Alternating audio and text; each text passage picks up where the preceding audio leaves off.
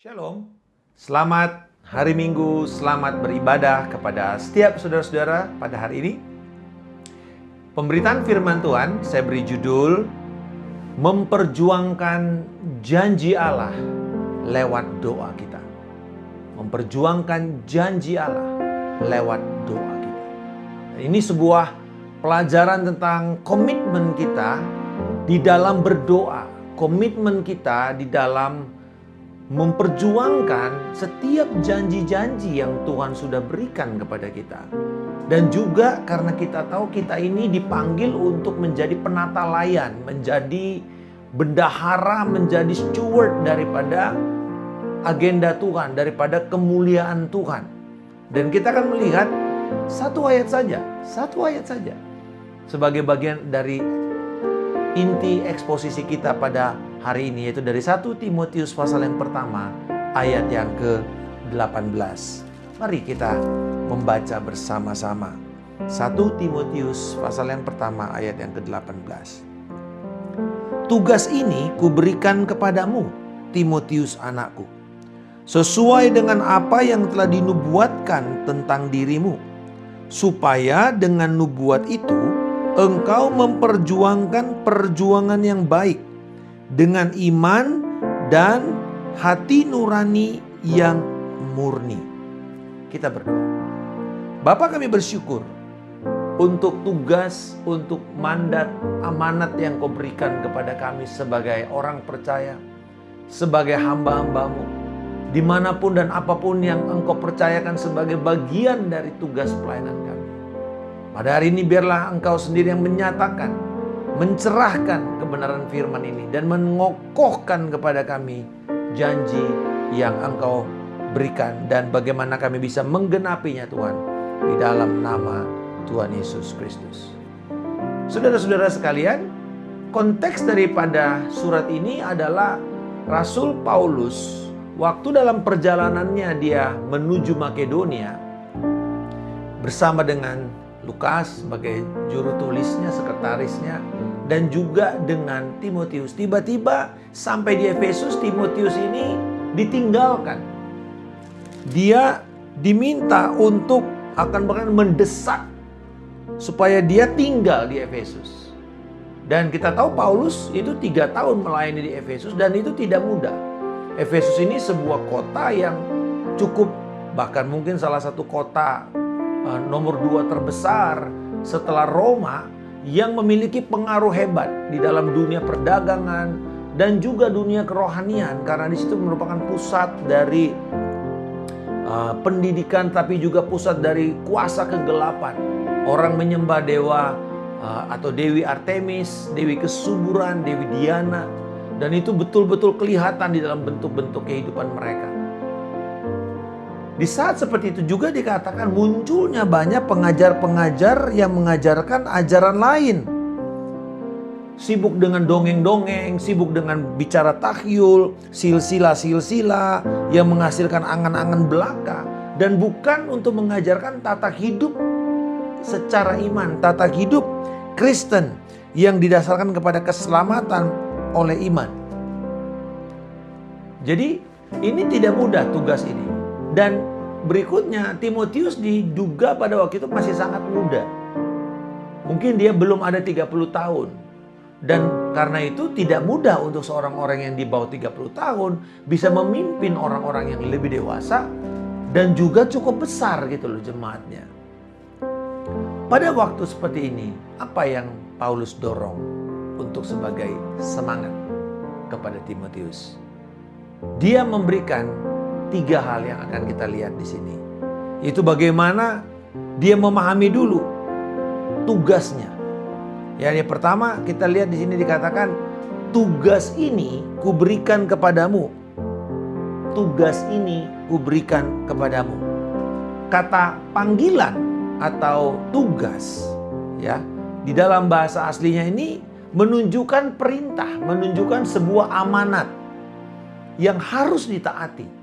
Ini bukan kayak pilihan ya, bolehlah kalau kamu mau terima silakan, nggak terima nggak apa-apa. Nggak ada efek konsekuensi, tidak saudara. Kalau Paulus mengatakan tugas ini merupakan sebuah panggilan dan kamu mesti respon itu dengan ketaatan. Ini luar biasa ya. Berarti kalau Timotius menolak, Timotius berdosa. Dan ini perintah sebagai seorang rasul, sebagai orang yang menjadi utusan Kristus dan menjadi utusan daripada pembawa mandat amanat agung Kristus yang pertama dalam abad itu, ya, dari Kristus kepada murid-muridnya, termasuk Paulus yang mendapatkan pemahaman langsung dari perjumpanya dengan Yesus di dalam perjalanan ke Damaskus. Kata ini menunjukkan amanat yang harus ditaati. Dan kita tahu di dalam perjanjian lama sampai dengan perjanjian baru, kepada orang-orang yang dikhususkan untuk misi-misi Allah, Allah memberikan panggilan yang khusus kepada mereka. Kita lihat Joshua harus berhadapan dengan Allah menuju kepada Yeriko, dan dia bertemu dengan panglima bala tentara Tuhan, diberikan tugas. Abraham juga sama, semua disuruh melihat. Bahkan juga Daud, semua ada penugasan, semua ada nubuatan. Bahkan Saul saja pun mendapatkan peneguhan. Yeremia, Yesaya, dan bahkan di dalam perjanjian baru, termasuk Yesus. Dan kemudian kepada kita, orang percaya, di dalam Efesus pasal yang kedua ayat 10, kita mendapatkan tugas, yaitu apa? Tujuan kita diselamatkan untuk melakukan pekerjaan-pekerjaan baik yang Tuhan sudah siapkan kepada kita, dan Dia ingin kita menjalaninya, menghidupinya. Berarti ada begitu banyak pekerjaan baik yang akan memuliakan Tuhan, dan Dia menyediakan itu kepada kita. Ayo kamu masuk ke sana. Katakan, kita inilah buatan Allah, diciptakan dalam Kristus Yesus untuk melakukan pekerjaan-pekerjaan baik yang telah dipersiapkan kepada kita. Dan Ia mau kita ada di sana. Jadi tidak ada di sini satu orang pun yang bisa mengatakan, oh, aku tidak mendapat tugas dari Tuhan. Tidak ada.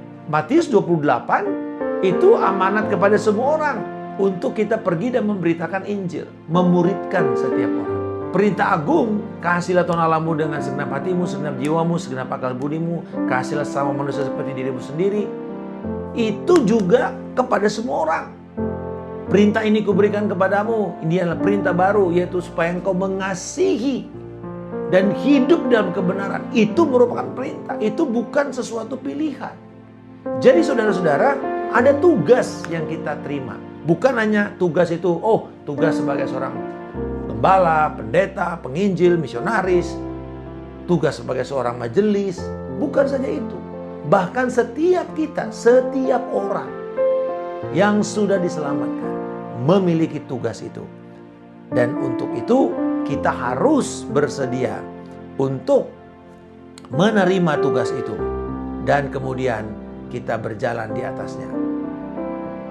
Lalu dia bilang begini, sesuai dengan apa yang telah dinubuatkan tentang dirimu.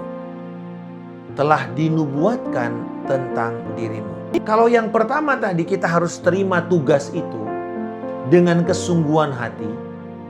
Dan kita perlu membangun dalam doa untuk bisa menghasilkan dan melihat tugas itu terjadi. Untuk yang pertama tadi, merasakan bobot daripada tugas itu, panggilan kita itu. A.W. Tozer mengatakan, tanpa doa kita tidak akan pernah memahami panggilan Tuhan dalam hidup kita. Berarti sekarang tugas itu tidak bisa kita jalankan dengan kekuatan kita, tidak bisa digenapi dengan kemampuan kita semata-mata, harus juga lewat doa. Dan inilah yang menjadi topik kita, bagaimana doa itu menjadi alat peperangan kita dan juga sebagai kesempatan kita berjuang untuk melihat panggilan Allah itu tergenapi, janji-janji Allah itu tergenapi. Jadi pertama tadi ada tugas yang harus kita genapi, dan itu harus kita taati dengan benar dan takut akan Tuhan untuk kemuliaan Tuhan, dan dipakai lewat doa. Nah, yang kedua, sesuai dengan apa yang telah dinubuatkan tentang dirimu. Sesuai dengan apa yang dinubuatkan. Kata nubuat di sini profateia, itu mengacu kepada pernyataan ilahi yang diberikan kepada seseorang, mungkin melalui pesan khotbah, melalui pesan pribadi, lewat doa, lewat pernyataan, lewat baca firman. Ada pesan dari Allah. Atau seorang yang mendengarkan panggilan ketika dia mendengarkan pemberitaan firman, lalu Roh Kudus menggerakkan hatinya untuk sungguh mengatakan, ini aku Tuhan, aku ingin merespon. Dengan kata lain, nubuatan ini adalah pernyataan Allah yang dipakai lewat firman untuk seseorang dan mendorong orang tersebut secara khusus menggenapi apa yang Tuhan inginkan. Saya menerima beberapa, atau mungkin bahkan bukan cuma beberapa, banyak pernyataan-pernyataan Allah lewat hamba-hamba Tuhan yang dikirim, yang berbicara secara pribadi, mendoakan secara pribadi, dan kemudian saya sedang hidup di atasnya. Untuk apa? Nubuat itu bukan cuma mengarahkan, tetapi juga menjadi peneguhan, konfirmasi rohani. Dan kita tahu bahwa tidak boleh bertentangan dengan firman. Tidak ada nubuatan yang bertentangan dengan firman. Karena setiap nubuatan pun harus diuji. Dan salah satu batu ujiannya adalah waktu. Apakah kemudian itu akan terjadi? Berjalannya waktu kita akan melihat. Tetapi dikatakan sesuai dengan nubuat-nubuat yang dahulu yang telah disampaikan tentang dirimu. Di dalam konteks ini ternyata Paulus tahu, Timotius, kamu menerima tugas ini karena kamu pernah menerima pernyataan Allah tentang panggilan ini. Dia tidak mengatakan siapa yang menyampaikan itu, walaupun mungkin salah satunya pasti Paulus, karena dikatakan lewat penumpangan tangan kamu menerima panggilan itu, tugas itu. Berarti mungkin dia ada juga yang lain. Karena di dalam gereja perjanjian baru pada saat itu ada orang yang punya pelayanan profetik, pelayanan kenabian, yang menyampaikan pesan-pesan Tuhan, pernyataan-pernyataan Tuhan tentang keadaan, tentang orang, tentang panggilan khusus. Itu terjadi. Kita tahu di gereja Antioquia ketika Barnabas dan Paulus, para hamba-hamba itu sedang berdoa, dan para nabi sedang berdoa, ya, yang punya pelayanan kenabian. Lalu Roh Kudus mengatakan kepada mereka, ayo khususkan Barnabas dan Paulus ini karena mereka akan dipanggil untuk memberitakan Injil. Di situ mereka mendengar dan kemudian disampaikan. Jadi walaupun tidak disampaikan di sini siapa orang yang menyampaikan pesan itu, tapi berarti Timotius ini menerima nubuatan yang berkaitan dengan panggilannya. Sekarang Paulus mau mengingatkan kepada Timotius, hey, ini loh nubuatan yang diberikan kepada kamu. Ini loh panggilan rohani kamu. Dan ini penting karena sepanjang Alkitab juga kita tahu betapa peneguhan itu adalah sebuah tonggak perjalanan iman seseorang. Kita tahu di dalam 1 Samuel pasal yang ke-10, Samuel yang dipakai Tuhan untuk menyampaikan nubuatannya kepada Saul. Di situ kita melihat bagaimana Saul menerima peneguhan. Ada 3 kali Samuel memberikan karunia kata-kata hikmat yang berkaitan dengan apa yang akan terjadi. Dia bilang, kamu akan menemukan orang yang nantinya mengatakan bahwa keledaimu sudah ditemukan. Lalu dia beri lagi ayat yang ketiga, nanti kamu di bawah pohon terbantin di Tabor ketemu 3 orang laki-laki dan pergi menghadap Allah di Betel. Berikutnya lagi di dalam ayat 5, sesudah itu engkau akan sampai ke Gibea Allah. Di situ ada pos penjagaan Filistin, dan sewaktu memasuki kota engkau akan berpapasan dengan serombongan nabi dan turun dari tempat pemujaan dengan diringi gambus. Lalu Roh Tuhan menguasai mereka dan menyampaikan kebenaran. Untuk orang yang seperti Saul yang confidence-nya sangat lemah, pada waktu itu diperlukan 3 pernyataan Allah tentang siapa dirinya dan bagaimana dia akan melakukan.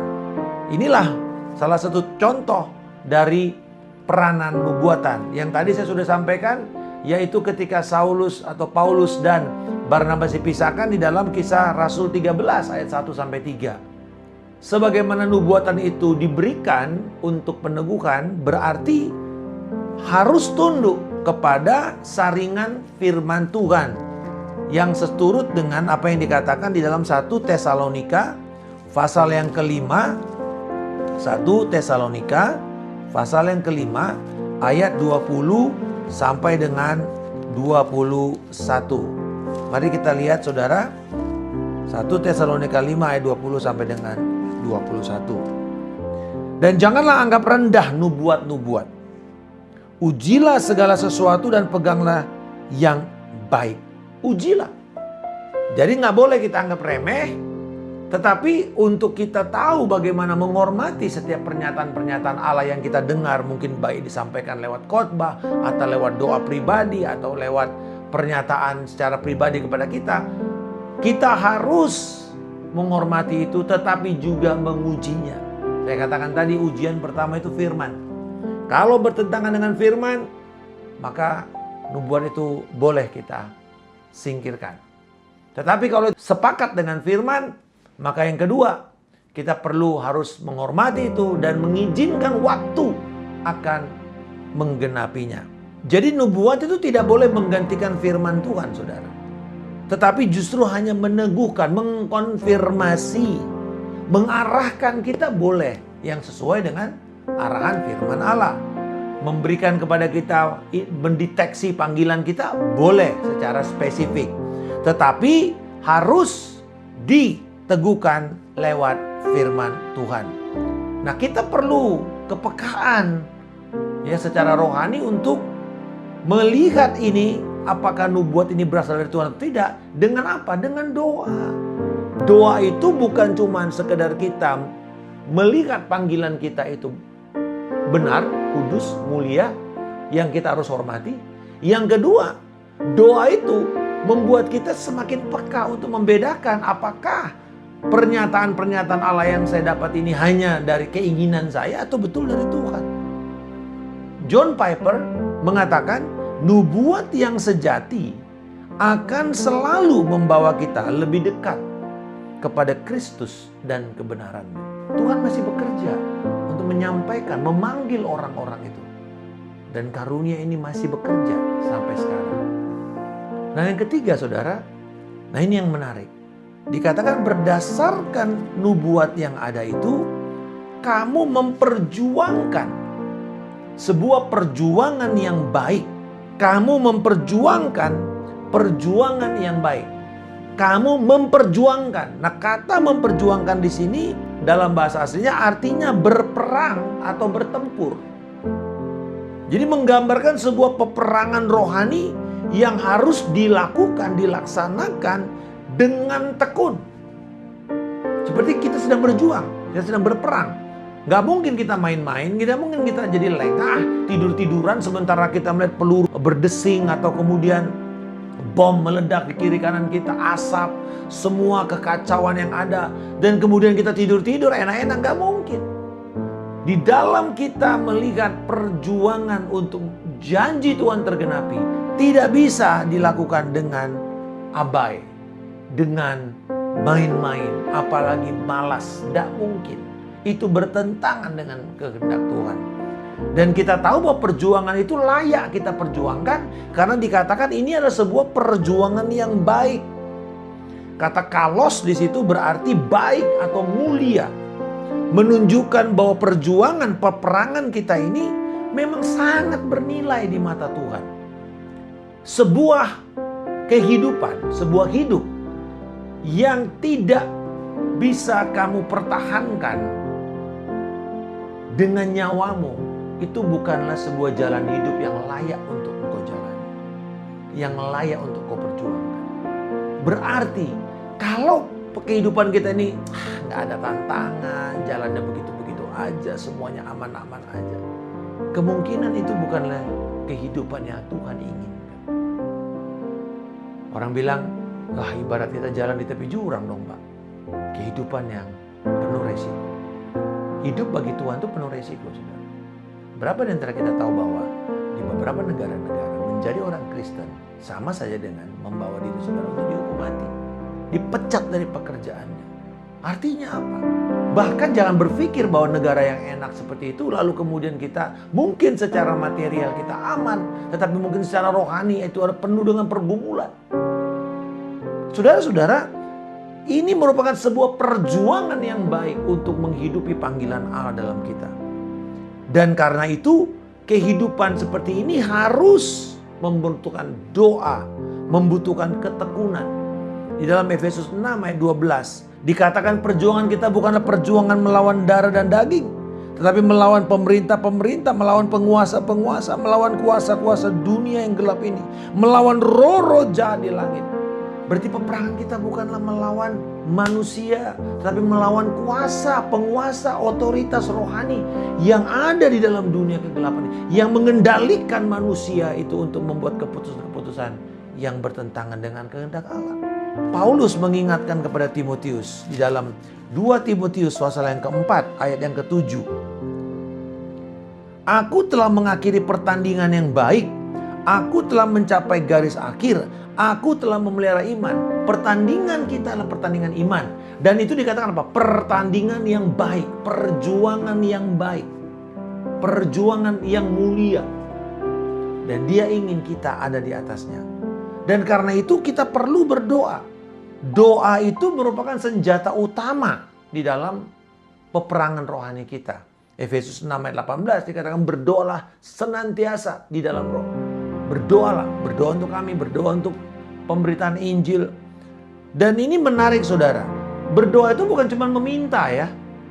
Tetapi berdoa itu juga berperang, berjuang. Nah ini saudara, iblis itu enggak enaknya aja kasih, oh kamu mau jadi hamba Tuhan ya, kamu mau dipakai Tuhan, oh silakan, silakan. Oh kamu membawa jiwa-jiwa yang keluar dari neraka untuk masuk ke dalam kerajaan, oh silakan, silakan. Gak akan, tidak akan. Justru dia akan berusaha sedapat mungkin menghancurkan, mematahkan semangat kita. Berapa banyak saat ini hamba-hamba Tuhan yang patah semangat dan tertarik keluar dari pelayanan karena strategi iblis yang cukup efektif menghancurkan mereka.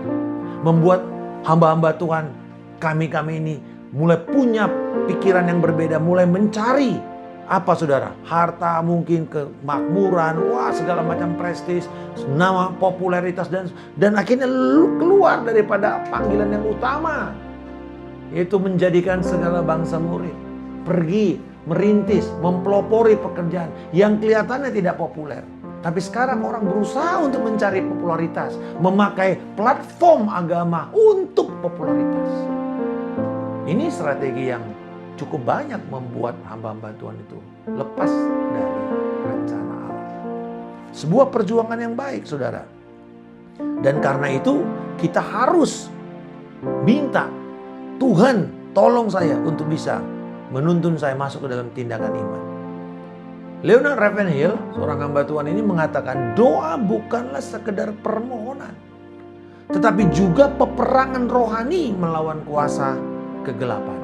Jadi saudara, apa yang bisa kita lakukan saat ini? Pertama, berdoalah untuk kita itu bisa terus memahami panggilan Allah dalam hidup kita. Kita ini dipanggil untuk menjadikan murid. Amanat agung itu adalah panggilan kita semua. Kita dipanggil untuk mengasihi Tuhan, mengasihi sesama kita, mengasihi dan melayani dunia. Itu panggilan semua orang. Dan kita harus melihat ini sebagai panggilan yang kudus, panggilan yang mulia. Lalu kemudian kita harus menguji setiap pernyataan Allah yang kita terima. Jangan sembarangan kita serap semuanya. Tapi terima ini. Ada orang yang mengatakan, oh ini pernyataan Allah, ini pesan Tuhan. Maka kita cek lebih dahulu, apakah itu seturut dengan firman Allah, seturut dengan teologi perjanjian, baik lama maupun yang baru, teologi yang alkitabiah. Dan kita harus melihat ini dari kebenaran firman Tuhan. Dan jika nubuat itu mengarahkan kita kepada ketaatan akan Kristus, saya mendorong ini adalah petunjuk dari Tuhan. Dan kemudian kita bertekun di dalam peperangan rohani kita. Karena doa ini bukan hanya untuk kebutuhan pribadi kita, tapi juga berdoa untuk kita kuat menghadapi tantangan-tantangan iman. Berdoalah dengan iman, saudara. Karena doa orang benar yang sungguh-sungguh didoakan itu memiliki kuasa yang efektif dalam Yakobus 5 ayat 16. Dan saya ingin menutup dengan pernyataan seorang hamba Tuhan yang begitu banyak menulis tentang doa, yaitu E.M. Bounds. Dia berkata, peperangan terbesar dalam kehidupan kekristenan tidak terjadi di dunia, tetapi di kamar doa. Wah, luar biasa saudara. Jadi bukan perang Irak, bukan perang Rusia melawan Ukraina, bukan itu. Tapi dalam kamar doa kita. Dan hari ini kita didorong untuk berjuang masuk dalam rencana Allah. Karena kemungkinan kalau kita nggak berjuang, maka kita akan nyasar, saudara. Kita akan terus keluar dari panggilan Allah. Mari kita kembali lagi. Mari kita dorong. Dan saya ingin menutup dengan pernyataan dari seorang hamba Tuhan, seorang teolog bernama Oswald Chamber. Dia berkata, doa bukanlah persiapan untuk peperangan. Doa adalah peperangan itu sendiri. Seringkali kita pakai doa puasanya untuk persiapan pelayanan. Gak apa-apa. Ya, persiapan untuk KKR. Gak apa-apa. Bagus semua itu. Dan itu harus kita jalankan. Tapi jangan berhenti di sana. Kita berdoa. Karena itu merupakan peperangan kita. Setiap kali kita berdoa, kita harus sadar. We are engaging in a warfare. Dengan kuasa-kuasa kegelapan. Ayo kita berdoa dengan tekun. Kita pahami panggilan Allah dalam hidup kita. Dan kita berjuang oleh doa ini. Untuk melihat janji Tuhan itu terjadi dalam hidup kita. Bapak mau berdoa pada saat ini. Setiap roh ketidakpercayaan, setiap roh letargik di mana kami malas dan kami tidak ingin berjuang, kami tidak ingin masuk dalam disiplin doa kami, ampunilah kami Tuhan. Aku berdoa supaya setiap kami semangat berjuang di dalam doa kami untuk melihat hasil daripada perjuangan kami untuk memuliakan Engkau. Terima kasih Bapa. Terpujilah namamu di dalam nama Yesus. Kami berdoa dan mengucap syukur. Haleluya. Amin. Immanuel. Salam kemenangan. Saya Pendeta Markus Simanjuntak.